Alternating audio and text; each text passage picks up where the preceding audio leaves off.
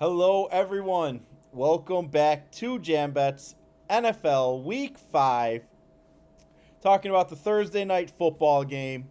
So I am Tike, joined as always by the marvelous Mama Mia, rocking the Cubs gear. So we're going to be talking through just a couple things on today's video. We're going to give a quick recap of our players to watch out for, things we were watching for in Week 4. And then we're going to segue right into the Thursday night football 49ers versus the Rams AFC West divisional matchup at our doorstep yet again.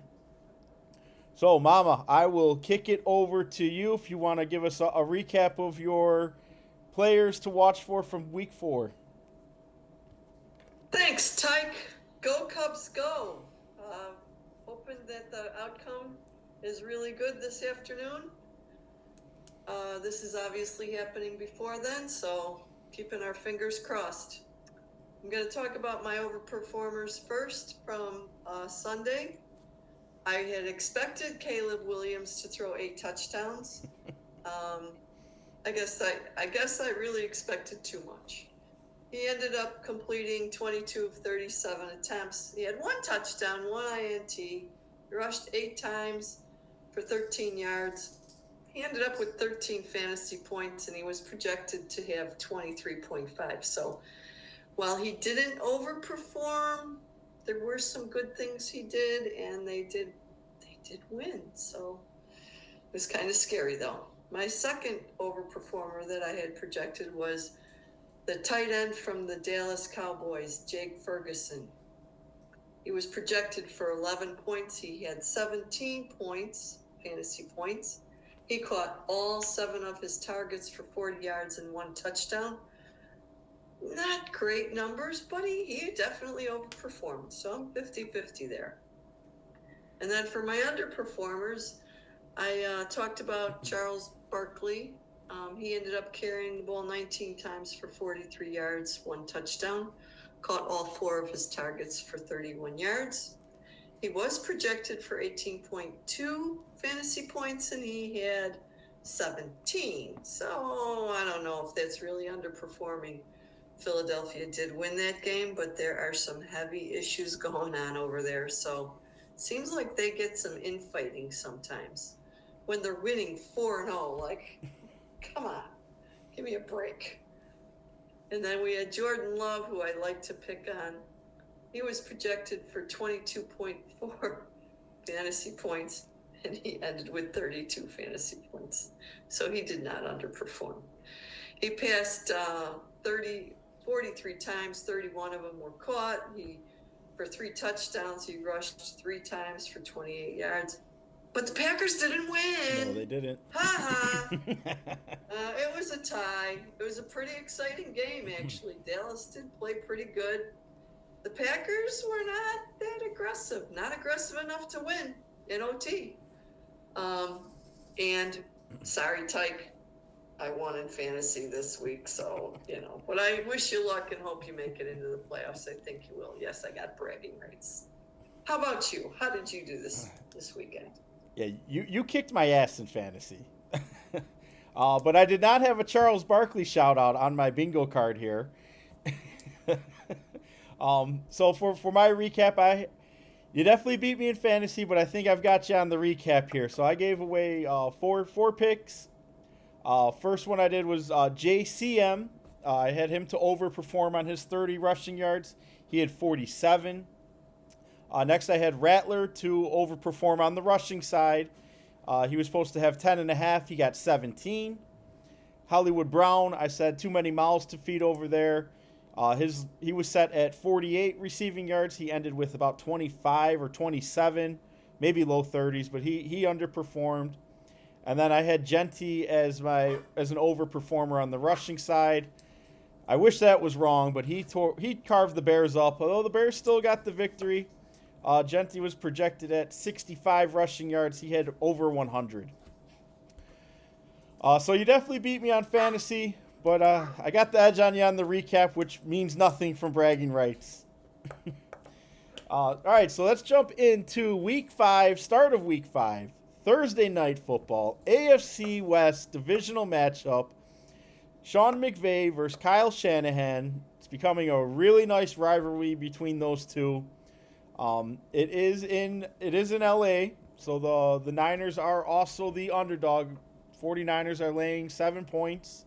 The over under is set at 45.5 points. I think this is going to be a great game to watch, even though the 49ers have basically all of their offenses out, with the exception of McCaffrey.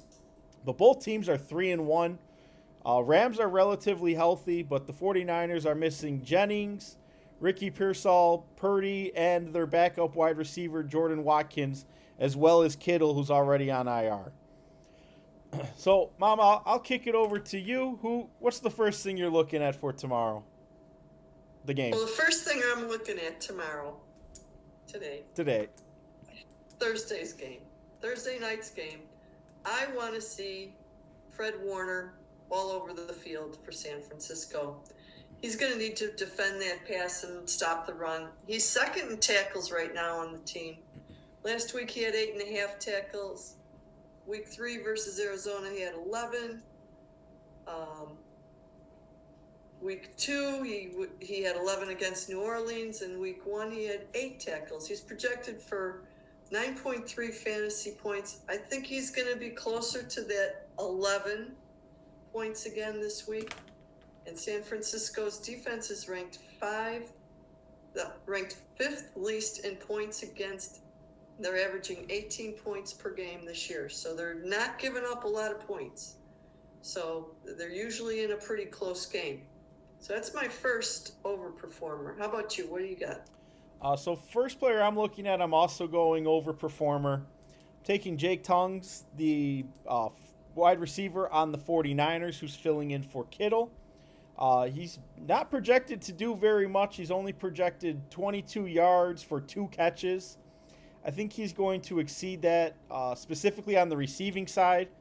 So Jake, in the 2 games he's filled in for Kittle, has had more than 31 yards both games. Mac Jones has also played both of those games with Kittle being out, and all of the other wide receivers are now also out. So they're probably, if anyone's going to have a rapport, it's probably going to be those two on the passing side. Plus, the 49ers are a touchdown underdog, so they're going to have to throw the ball eventually, hopefully to somebody besides Christian McCaffrey. But the Rams also utilize cover 3, 39.5% of all defensive plays, and that's where Jake has really thrived. He's averaging 1.8 yards per route ran, and versus cover 3, he's had a 20% target share, so he's getting the ball thrown to him 1 out of every 5 times against the defense that the Rams are going to employ the most. Then on top of that, the Rams have allowed more than 28 yards to opposing tight ends every game this season. And I think it just more goes to bode his well that all of the other targets are out. So I'm going to take Jake Towns. I'm going to take him to overperform on his receiving yards. Then, Mama, who's the next player you're looking at? Another overperformer. It's Davante Adams. I really like this guy. I know Puka Nacua is the man, but I'm thinking Davante's projected for 16 fantasy points, which is 5 catches, about 70 yards, and 1 TD. And I think Robert Saleh's defense is going to try to limit Puka, which will allow Stafford to just play catch with Davante all night long. I'm looking for Davante to extend his TD streak to 4 games. And there was one issue last week that kind of popped up. LA did not execute very well on 3rd downs against Jacksonville. There's a little uneasiness going on there. That could be a bit of a recipe to stop the Rams. The Rams are ranked 13th for rushing yards at 483 yards so far this year. And they're 3rd in passing for 1,070 yards. And they're 10th in points per game, 25 points per game. So I think that they're going to just be slinging the ball, and I like Davante Adams in this a whole lot. I really think he's going to have his favorite game. I think this will be his favorite game. Projecting a breakout Hall of Fame game for Davante Adams here? I am. I think he's good. He's good, and you know the defense of San Francisco, they're going to be on their heels quite a bit, and I think they're just going to keep tossing it until they make them stop. And then they're going to stop Devontae, and then of course it's going to be Nuka Makua's turn. So they're going to have their hands full. Well, I hope you're So right because I have Adams in quite a few of my leagues. So for my next player, I'm taking an overperformer. I'm also going on the defensive side here. I'm taking Jared Verse. I think he is just a phenomenal defensive player. He's the outside edge rusher. He's technically a linebacker, but he's really a defensive end. Um, Rams are also a favorite, so do expect the 49ers to have to be passing the ball. Jared Verse is an excellent pass rusher. The Rams' defense in general, their defensive line, they generate a lot of pressure. The Rams are generating more than 45% of all passing plays. They're generating pressure on the opposing quarterback. That's second in the NFL. And then their pressure rate over expectation, so plays where they're only rushing 3 or 4 players where they shouldn't be generating pressure, they're exceeding that by 15% of plays so far this year, which is far and away number one. And Jared Verse also leads the Rams in pressure rate so far this season. Last year he only had 2 sacks. I don't know how many he has this year. It's a little bit of a slower start, I'm guessing again. But I'm taking Jared Verse to over exceed. He's only projected 2.5 total tackles and half of a sack. I think he's gonna beat that. If the 49ers want to just feed the ball to Christian McCaffrey with little dump off passes or runs, gives Jared Verse the opportunity for those tackles. And then I think if the 49ers want to sling the ball, it opens up the door for Jared Verse to come in for some sacks. So, Mama, the question of the game. Who are you taking to win or cover? Or are you thinking over, under? You got any leans? What are you thinking? well, I've been looking at this. I think it's going to be what'd you say the over under was? 40. 45 and a half. Ooh. I'm going to say just under. I'm going to go with 44. I think San Francisco is going to score 20 and the Rams are going to score 24. So they're not going to cover then, right?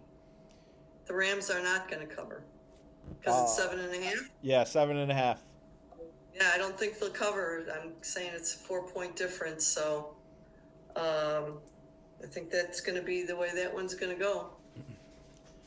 I'm going to take the Rams to cover here. I think the 49ers are just a little bit too banged up. I think the Rams are probably a little pissed off at themselves to losing the Jacksonville. Yep. And then Shanahan versus McVay. Shanahan has the advantage, 10 wins versus McVay's 6 in the regular season. But McVay does have that advantage in the postseason, which is really all that's going to matter there.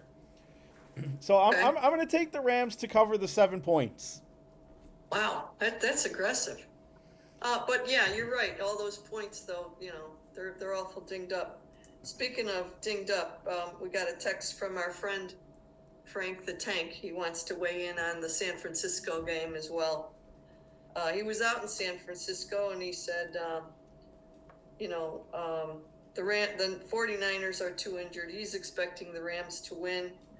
And he thinks Mac Jones will be at quarterback. No Purcell, no Jennings.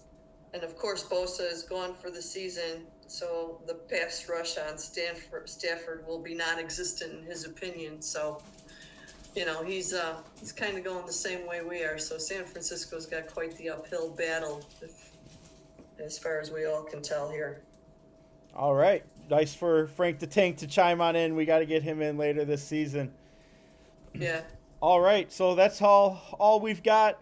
For those of you that are watching, please give us a like, and if you could subscribe, the subscription is free.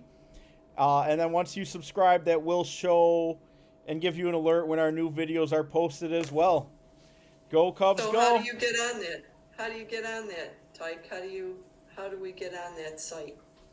We type in. To find jam bets, how do we type that into our browser again? I will put a comment. I'll comment on this video of what to type into Google to get here. Wonderful, because I know I always have trouble. All right. Thank you, everyone. Take care.